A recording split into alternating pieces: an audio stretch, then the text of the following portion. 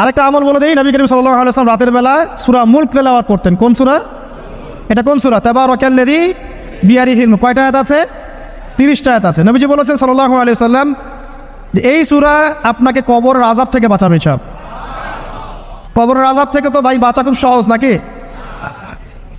আমাদের মধ্যে এমন কেউ নাই, শোনেন, আমাদের মধ্যে এমন কেউ নাই আলেম জালেম মুফতি মুহাদ্দিস রাজনৈতিক নেতা পলিটিশিয়ান বিরোধী দল জাতি তারপরে যে সরকার দল যে আছে না কেন কবরের শাস্তি ফেস করবে না এমন একটা মানুষ নাই, কেউ নাই পৃথিবীতে।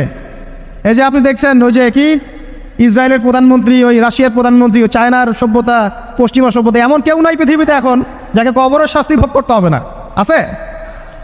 সবচেয়ে লঘু শাস্তি মানে লঘু চাপ, এটা বলতে গেলে আসলে আমি ভাষা হারাই ফেলি, তারপরে বলছি আল্লাহ পাক আমাদের সবাইকে হেফাজত করুন, আমিন। একজন সাহাবীর নাম সাদ বিন মুয়াজ। কি নাম?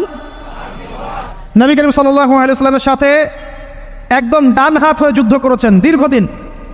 বদর তিনি বীর সেনা, উহুদের বীর সেনা, ঠিক আছে। খন্দকের যুদ্ধেও বীর বিক্রমে যুদ্ধ করেছেন। তিনি আনসার সাহাবী, একদম মদিনার নেতা সাহাবী।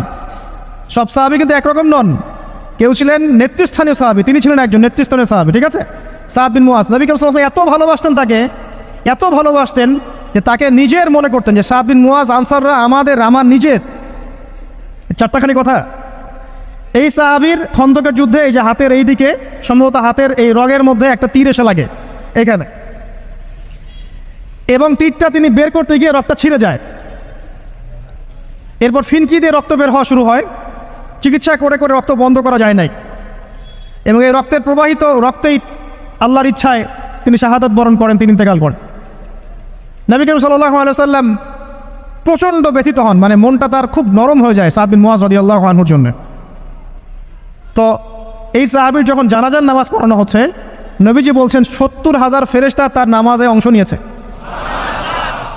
আর এই সাহাবীকে যখন কবরে শোয়ানো হয়েছে, নবী করিম সাল্লাল্লাহু আলাইহি ওয়াসাল্লাম পরে জানিয়েছেন কবরের যে মৃদু চাপ, সাদ বিন মুয়াজ রাদিয়াল্লাহু আনহুর কবরেও সেই মৃদু চাপ দেওয়া হয়েছে। আমি কি বুঝাতে পারলাম ভাই?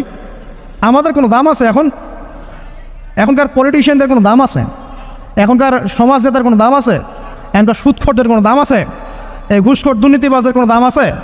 আমরা যারা কাঠমোল্লা হয়ে আছি আমাদের কোনো দাম আছে? সাদ বিন মুয়াজ রাদিয়াল্লাহু আনহু যদি কবরের শাস্তি তাকে না ছাড়ে, প্রশ্নোত্তর পর্ব তাকে না ছাড়ে, আমরা পার পাবো? নবী করিম সাল্লাল্লাহু আলাইহি ওয়াসাল্লাম বলছেন সূরা মুলক তেলাওয়াত করো রাতের বেলা, ইনশাআল্লাহ সূরা মুলকের তেলাওয়াত কবরের আযাব থেকে তোমাকে বাঁচান।